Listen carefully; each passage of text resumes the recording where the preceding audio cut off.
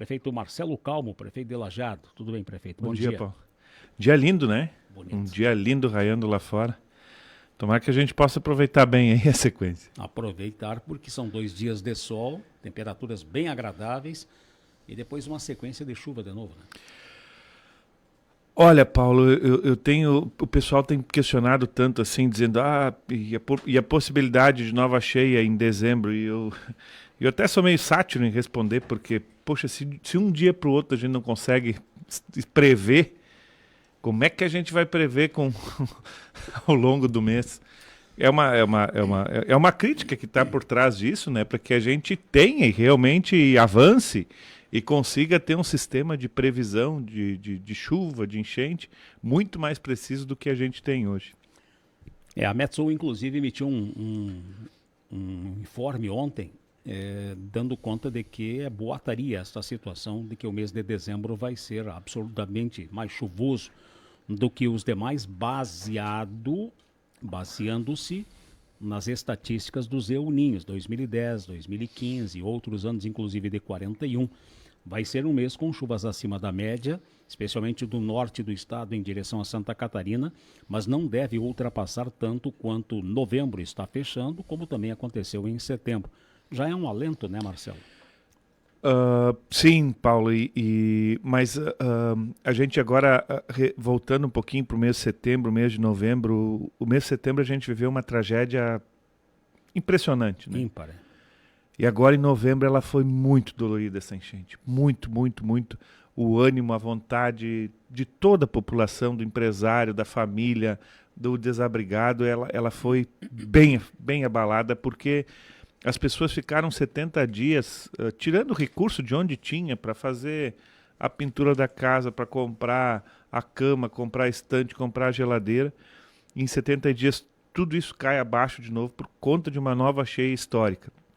Então, realmente, tomara que a gente consiga passar o dezembro sem um novo fenômeno destes, porque foi um ano difícil, né? Foi um ano de muita provação, muito, muito difícil. A propósito deste editorial, tem se notado um processo de migração bastante acentuado em função dos alagamentos de residências, de famílias vindas Roca Salles, Encantado, inclusive um pouco na região um pouco mais alta ainda, Cruzeiro do Sul,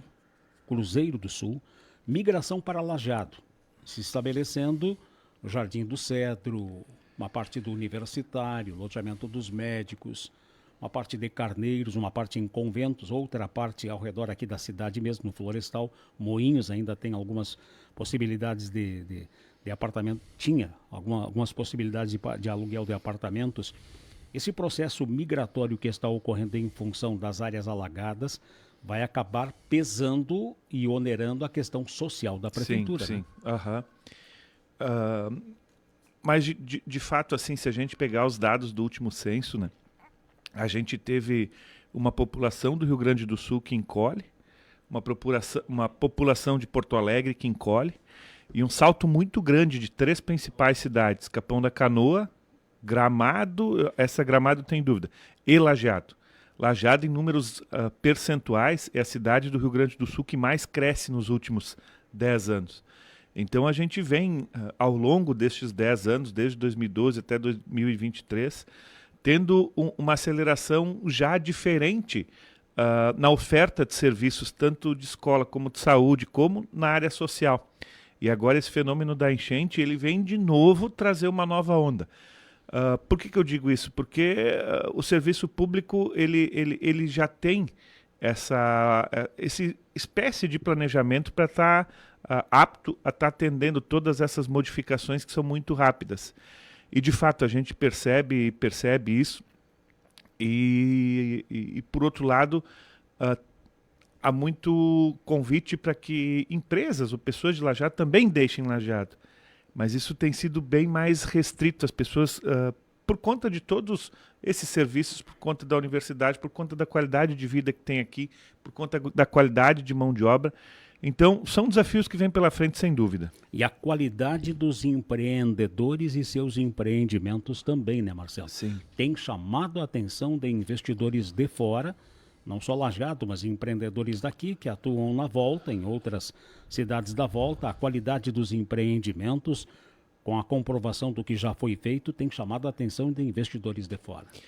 Paulo, e a gente tem se dedicado assim muito principalmente nas empresas que foram afetadas, e nos dedicamos bastante com a Lajadense também para que permanecesse em Lajeado. E a Lajadense, ela tem a vidraçaria. Mas não tá fácil achar local aqui para se instalar. Ela vai se direcionar para uma área da cidade que tu pode ter certeza, ela vai levar um crescimento impressionante para essa região da cidade. Fazendo só um parênteses, tinha só 2 áreas ofertadas para a vidraçaria dentro do que ela buscava. Logo depois da Polícia Rodoviária Federal, à direita ali, uma em direção a Folito e a outra um pouco abaixo. Só restavam estas 2 áreas disponíveis. Vai ser para lá, não? Eu acredito que sim. Não é negócio ainda que... Sim. São negócios entre... São especulações. São especulações. Mas porque o fato... As áreas da BR não estão ocupadas. Mas o fato de levar uma grande empresa, uma empresa que leva Lajeado, leva o nome de Lajeado para todos os cantos do Rio Grande do Sul, para a região sul como um todo, ela gera uma valorização destas outras áreas todas ao redor muito importante. E aí a gente começa a ver a importância da duplicação da 386, né? Ontem já foi feita a entrega de um dos trevos, de um dos principais trevos lá em Conventos, lá perto do Imich, lá. Uhum. E o viaduto, né? No viaduto, muito importante. Importantíssimo. Importantíssimo. E nós pedimos uma prioridade absoluta. Depois daquele, o outro que é mais rápido de ser feito é o aqui da Balas Florestal. Então nós pedimos prioridade absoluta. A previsão que nos deram é 30 dias. Vamos levar, tomara que seja 60, para ser entregue esse também. E aí depois tem o da polícia e tem o do Guincho Sansão. Então fica uma mobilidade muito rápida nesse trajeto todo de Lajeado. Um deslocamento muito interessante. E aí o território de Lajeado fica atrativo para todos os investimentos e não necessariamente precisa ser ao longo da 386. O poder público ele tem se dedicado a estabelecer rotas que a 386 leva, mas tu consegue tirar um pouco, fazer vias, dar condições nas vias para dentro, nos bairros, e esse local que tu citaste tem muita área a ser ofertada ainda. Sim. Então, nas adjacências. Nas adjacências. Então, são possibilidades importantes para quem quer empreender aí. Prefeito, a questão ainda na questão de cheias, a questão de remoção de famílias, o senhor concedia entrevista para colegas esta semana e falava, Lajeado foi contemplado com o projeto Minha Casa Minha Vida. Como é que vai funcionar? Vai ser uma área específica, como tem o Complexo Novo Tempo, lá nas imediações do Santo Antônio, imediações da Rua da Divisa, ou vai ser de forma mais espraiada, mais distribuídas? Foram 2 projetos que foram contemplados, Paulo. Um dos projetos a gente tinha iniciado antes da enchente, então é o projeto Minha Casa Minha Vida tradicional, o projeto para quem recebe até R$ 2.400, e é um projeto então que ele é subsidiado. É a faixa 1. A faixa 1, exatamente. Estes foram indicadas 2 áreas, uma no Santo Antônio e uma no Igrejinha. E aí essas 150 casas também. Esse Minha Casa Minha Vida tradicional... Cada um deles 150. Nas 2 áreas do Santo Antônio e do Igrejinha, nas 2 juntas 150 casas. A soma 150 Isso, casas. Faixa 1. Faixa 1. E aí nós fomos contemplados também com o Minha Casa Minha Vida Calamidade, que ele decorre então da enchente, e nesse foi Lajeado, Encantado e Venâncio Aires, com outras 150 casas, com faixa salarial de até R$ 4.800 e sem a necessidade de contrapartida para as pessoas. Nesse foram indicados 7 áreas, uma em Conventos, 2 no Conservas, Jardim do Cedro, Morro 25, são 3 no Conservas, então, e Jardim do Cedro também. Então, essas outras, ao todo 300 casas. E o desafio agora vai ser buscar critérios, porque quem recebe menos tem um valor de subsídio para pagar. Esse 2.200, Minha Casa Minha Vida tradicional, ele tem que pagar a prestação.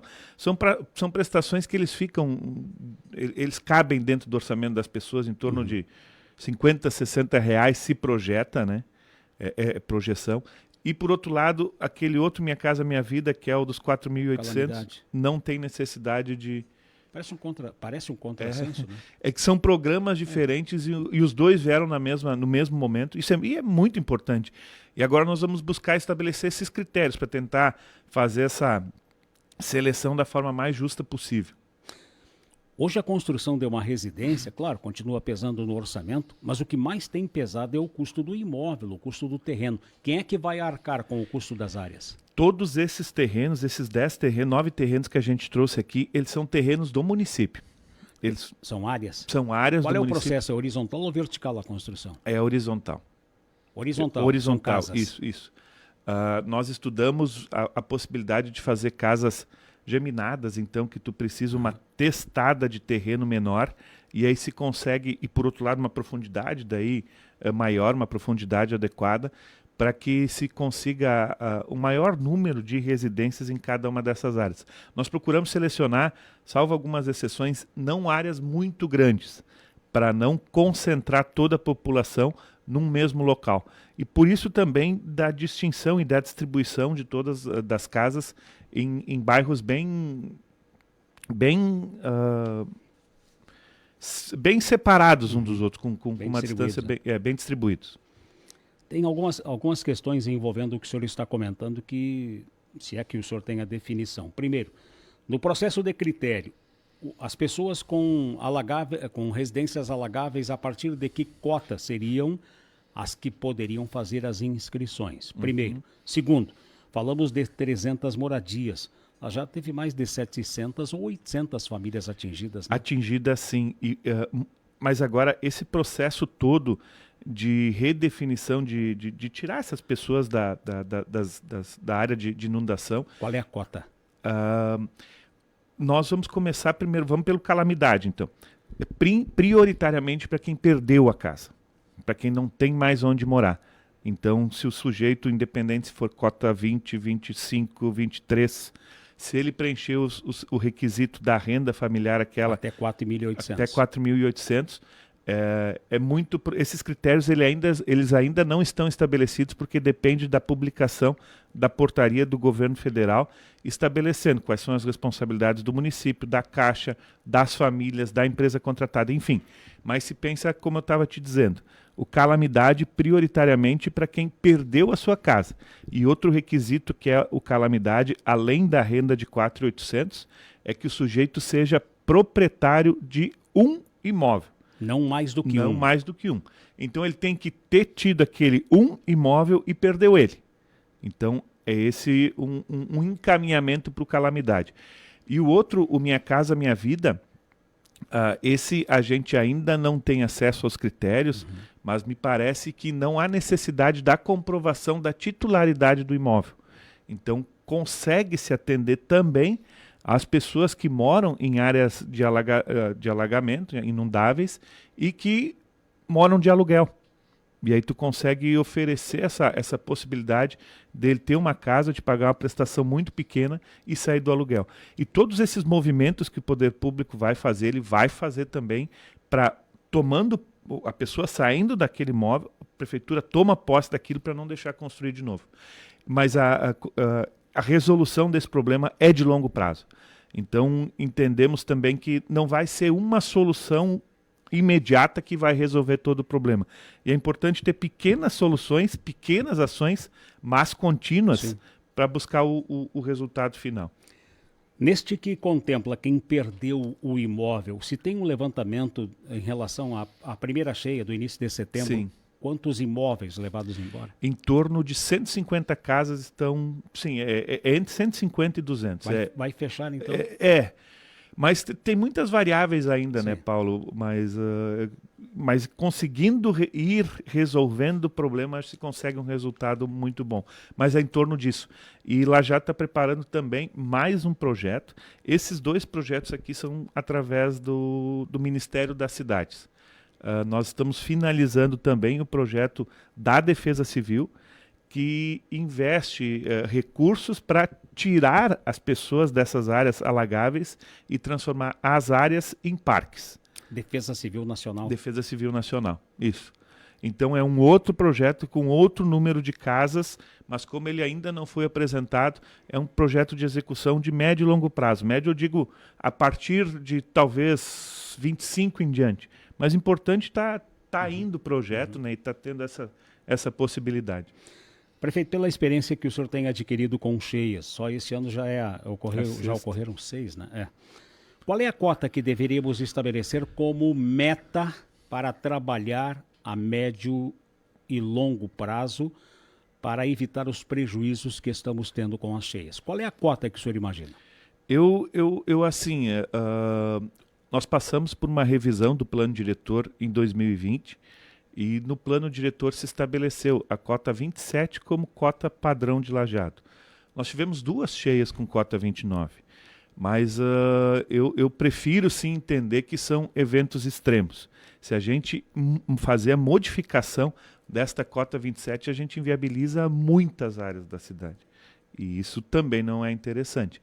Então, eu acho fundamental a gente manter, sim, pode fazer discussão, mas a minha preferência é que se mantenha a cota 27 como cota padrão e que se trabalhe projetos, estudos, para que a gente não atinja cheias de cota 29 na cidade. É um absurdo a gente ter um rio com cota 13 ele subir 19, 20, 21 metros. Isso não existe lugar no Brasil que acontece isso. E provavelmente os outros locais no Brasil, Santa Catarina, por exemplo, onde acontecia isso, eles tiveram obras, grandes obras de impacto, que fez com que o rio não subisse tanto. E aí entre essas obras tem a dragagem do rio Taquari, tem a construção de barragens, tem a construção de áreas de escape. Enfim, isso também precisa fazer parte, quando os municípios forem fazer discussão dos seus planos diretores, é fundamental também trazer esse tema para debate, para que a gente consiga, de forma regionalizada, estabelecer essas obras também. Dentro desta seara, saindo de só ficar apagando chamas do incêndio todo, agora já na questão de prevenção, qual é o outro sistema? O senhor cita Santa Catarina, Blumenau, Itajaí, adotaram, inclusive Cachoeira do Sul, que é uma das áreas, acho que foi a única cidade no Rio Grande do Sul, inclusive citada em Brasília pelo governo, com um programa bem simples e que funciona em termos de prevenção. Quais são as outras ferramentas? E o senhor chegou a criticar o governo do Estado, a Defesa Civil do Estado, há uns 20 dias atrás, porque não se sentia alertado quando vinha um alerta por parte da Defesa Civil. Quais as outras ferramentas que precisariam ser dinamizadas? Para que a gente tenha a notícia prévia, é fundamental os estudos de satélite, de inteligência artificial, enfim.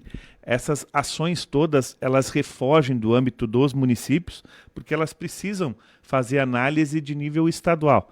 A nossa cheia aqui, ela decorre não da chuva que acontece em Lajeado, ela decorre da chuva que acontece Vacaria, lá para cima, lá no Rio enfim. Então, esse mecanismo de prevenção, de aviso prévio das cheias, ele tem que ser dos órgãos estaduais e federais. E aos municípios compete aprimorar muito o sistema de remoção das famílias. Nós sempre temos, apesar da gente tentar estabelecer uma organização, ter caminhão licitado, ter caminhão à disposição, ter caminhão... Sempre acontece no início da cheia um grande tumulto, porque a oferta desses serviços ele é menor do que a demanda das pessoas. E as pessoas acabam resistindo, e quando começa, aí vem aquela avalanche toda de uma vez só. Então, este trabalho de organização, o trabalho de cultural das famílias estarem atentas, a partir do momento que a gente tem um mecanismo que consegue trazer uma previsão, e essa previsão, as pessoas confiam nela, o processo todo de remoção fica muito mais simples. Se na noite, agora na última enchente, se na noite da sexta-feira a gente tivesse, olha, vai ser uma cheia grande, e as pessoas tivessem isso consigo, ao longo de toda a madrugada poderiam estar sendo removidas. E o que acontece é que os caminhões estavam à disposição, mas elas esperavam a água chegar no seu portão para daí pedir para sair. O ouvinte está colocando sobre um prédio localizado nas imediações do Colégio Fernandes Vieira, no centro, 3 ou 4 andares, e que está abandonado. Não seria alternativa?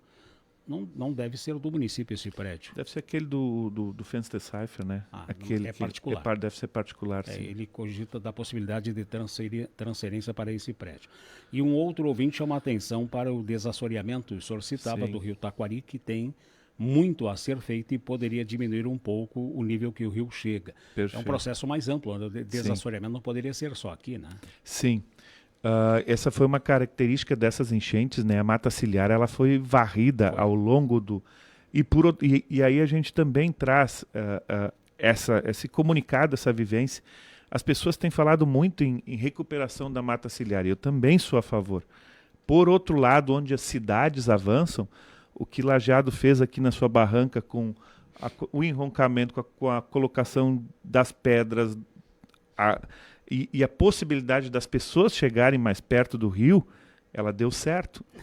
Não se mexeu em duas grandes enchentes, resistiu. A vegetação ciliar foi levada toda embora. Exato. Então, sim, é importante ter a mata ciliar, mas não vamos fechar a oportunidade dessas possibilidades de levar as pessoas e de ter um trabalho com a pedra, com o concreto, enfim, para que a gente aproveite o rio também na hora boa, não só na hora de muito... Festejos de Natal, o senhor transferiu para o Parque do Imigrante? Sim, não, para a Praça da Matriz. Na Praça da Matriz. Na Praça da Matriz, isso. O Parque dos Diques ele foi bastante atingido, ele vai demorar algum tempo ainda para que retome as suas atividades normais. E o mês de dezembro ele precisa ser todo mês oferecido para as famílias naquela comemoração com Papai Noel, com lazer, enfim, com o espírito natalino que traz tudo isso. Então nós decidimos levar ele para a Praça da Matriz e oferecer todos os serviços que estavam sendo dispostos no Parque dos Diques lá para a Praça da Matriz. A montagem começa esse final de semana. E a inauguração, o Papai Noel vai estar lá a partir do dia 6 de dezembro. 6 de dezembro. Isso. É final de semana que vem, né? Não nesse, agora no outro. Já está aí.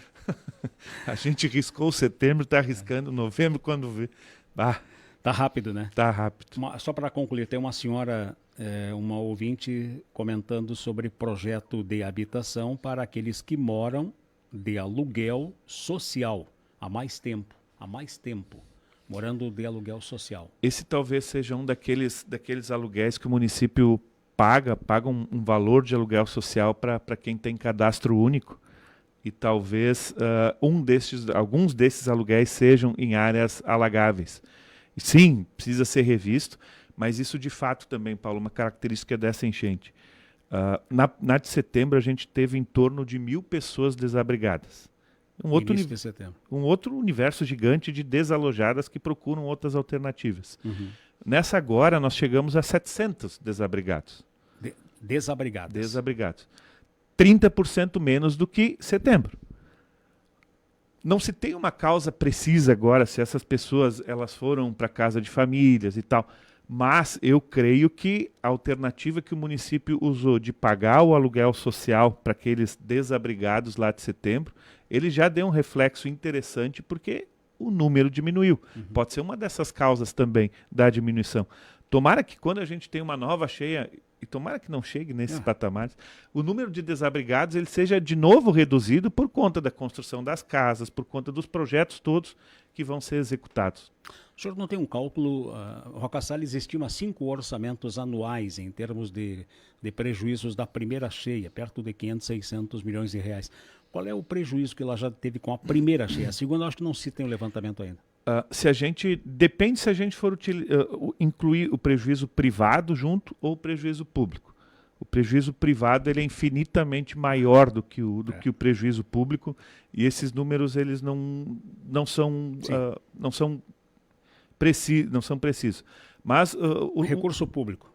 De recurso público, eu vi ontem cantado em torno de 220 milhões. O de Lajeado é um pouco menor o prejuízo, talvez total. Não sabendo exatamente. Em torno de 100 milhões, mas assim, são investimentos, por exemplo, recuperação de estrada. Sim. Ele entra no prejuízo, mas são atividades que o município faz normalmente. Então não é uma verba que tu precisa tirar agora 100 milhões para recuperar a cidade, porque ele faz parte da execução dos serviços naturais. De grandes prejuízos que a gente teve são encosta do Rio Taquari, que foi afetada em vários locais, e nessa enchente Carneiros é um desastre pior do que a outra, o bairro Carneiros lá. Ele passou varrendo. Nós tivemos 2 escolas que foram atingidas, alguns equipamentos da saúde. Então, do prejuízo público, ele não é tão elevado, mas o prejuízo privado é muito significativo. Lajado, ao longo dos anos, tem aprendido a conviver com as situações de cheia, né? Ela faz parte da nossa história, né, Paulo? Mas nós temos que ter mecanismos de novo, para que não se atinja cheias nesse volume todo.